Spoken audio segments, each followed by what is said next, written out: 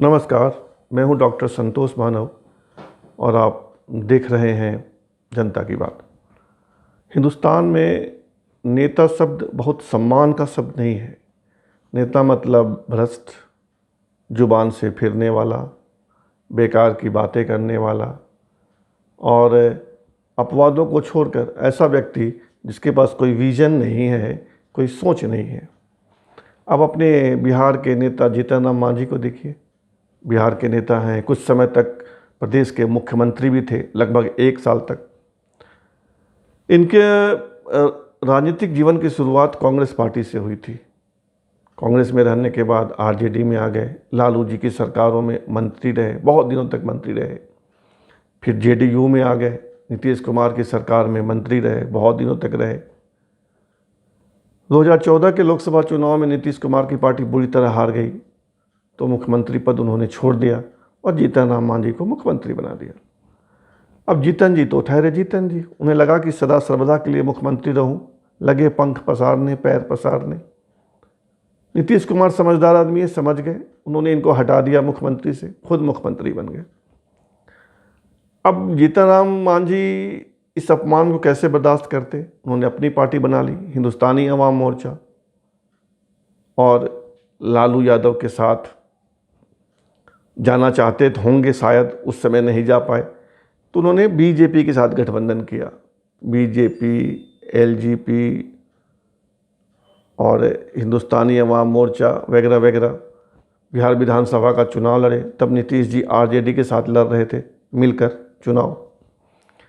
20 सीटें मिली थी हिंदुस्तानी अवाम मोर्चा को, जीतन राम मांझी की पार्टी को, लेकिन 1 सीट पर जीत पाए। उसके बाद लगा कि राज्यसभा में चले जाएंगे, लेकिन दाल गली नहीं, तो नाराज हो गए और एनडीए से बाहर होकर महागठबंधन में शामिल हो गए, यानी आरजेडी, कांग्रेस, जीतन राम की पार्टी, हम हिंदुस्तानी अवाम मोर्चा, हम वहाँ रहे। लेकिन आज उन्होंने घोषणा कर दी कि हम महागठबंधन में नहीं रहेंगे, कांग्रेस के साथ, आरजेडी के साथ नहीं रहेंगे।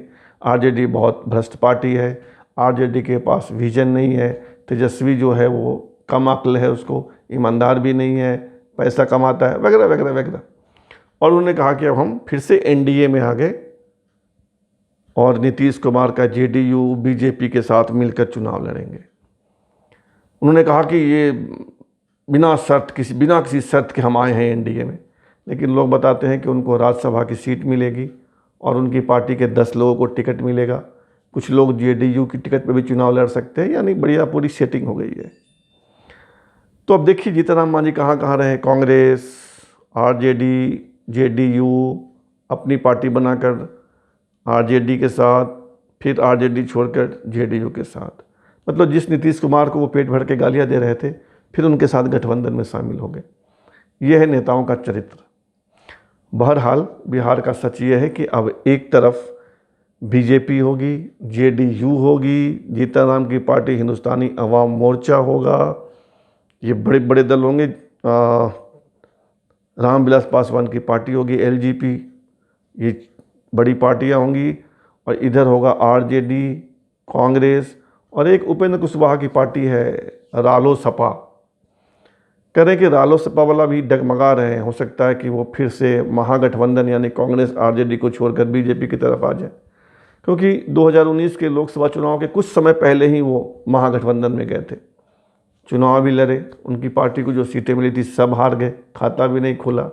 तो कुर्सी तो चाहिए, नेता, चाहे उपेंद्र कुशवाहा हो, चाहे जीतन राम मांझी हो, जिधर कुर्सी उधर हम, उधर दम। यह है नेताओं का चरित्र। इनका कोई चरित्र दरअसल होता ही नहीं है। इनके लिए कुर्सी महत्वपूर्ण होती है, जो कुर्सी दे दे उसके गुण गाएंगे।